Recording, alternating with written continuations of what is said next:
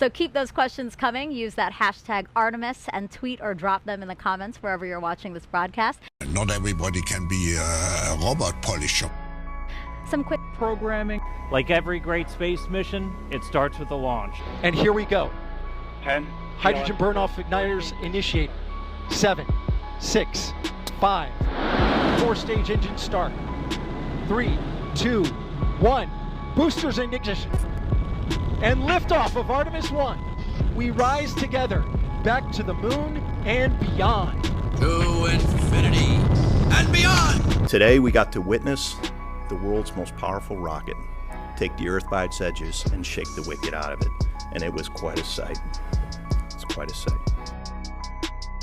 The views of our blue marble in the blackness of space, now capturing the imagination, now capturing the imagination of a new generation. Really captures people's imagination. The Artemis program's goal is to inspire the next generation of dreamers. We're all just dreaming. Brave enough to dream. Just capture my imagination every time. I mean, again, this is why we're doing this. It makes it seem a little bit easier to imagine. I could barely imagine. I just cannot even imagine.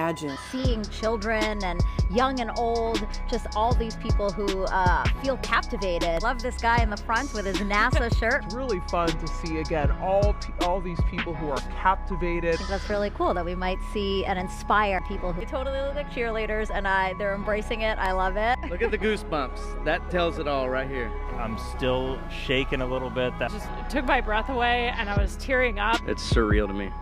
Just insane. Just amazing. Kind of still giddy and speechless. It was pretty overwhelming.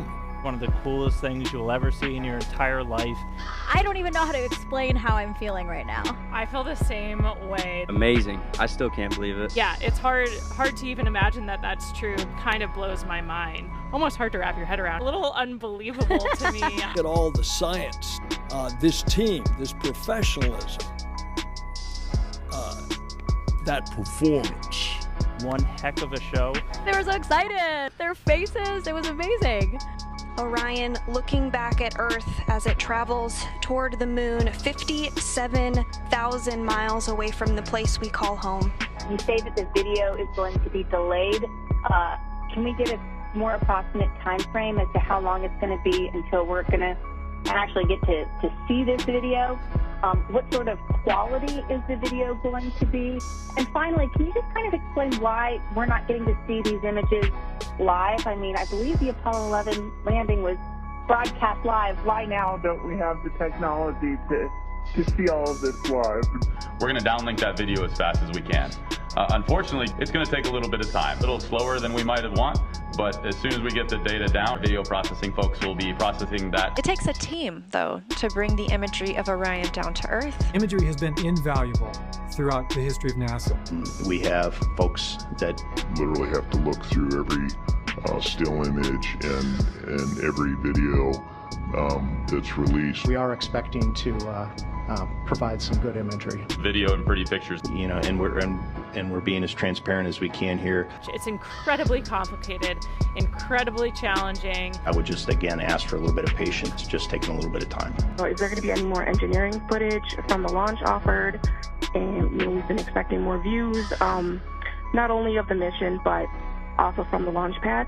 This is a phenomenon we will expect to continue throughout the rest of the mission. In terms of more media release, yes, absolutely. We will share footage from the launch. There are many other customers, science customers, that use the Deep Space Network. There is a capacity that we share there with other customers, but the data that is on the ground, we do need to go through that. Video processing folks will be processing that. Literally have to look through every still image and every video that's released. So again, I would just ask for your patience and let us work through that process, and we will absolutely share what we can as soon as it's available.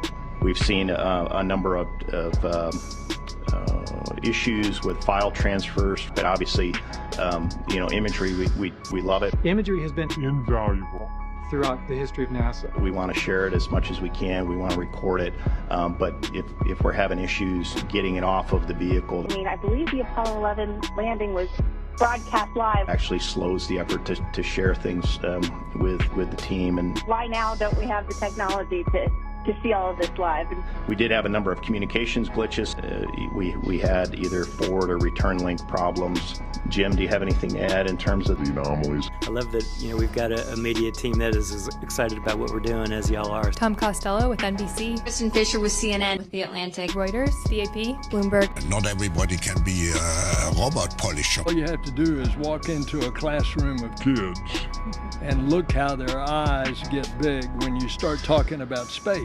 We will be passing over, some of the Apollo landing sites. Unfortunately, they're going to be in the darkness. They will not be sunlit, so we won't get very good video of them. Only a few people have been able to go to space, only available to some of us, so we really want to share what that's like and the perspective we gain from our time up there. We train for everything, and so when we're in that capsule waiting for launch, we're just running our procedures. You could almost, trick us and say that we were in the simulator and it wasn't real, but space is real. Yeah, and I don't know if you noticed this, but we see the moon here, and the trajectory of the rocket looked like it was flying towards me. You know what I mean? I was like, oh my God, that's so poetic. Show you a 3D model. This is a live view from the spacecraft. Again, a really short burn. We're standing by for the cutoff. Or show you, kind of the graphic. 10B-2 engine produces about 24,000 pounds of thrust in a vacuum. Some quick programming. You could almost, trick us. Had over a dozen funnies on the list. Issues, glitches, phenomenon, problems, anomalies. Love this guy in the front with his NASA shirt.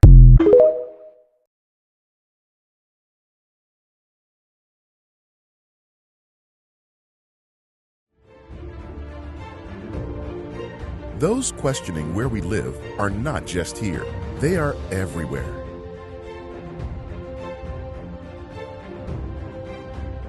Of course, this info is hidden from you, but the app shows you that no matter where you go, you aren't alone.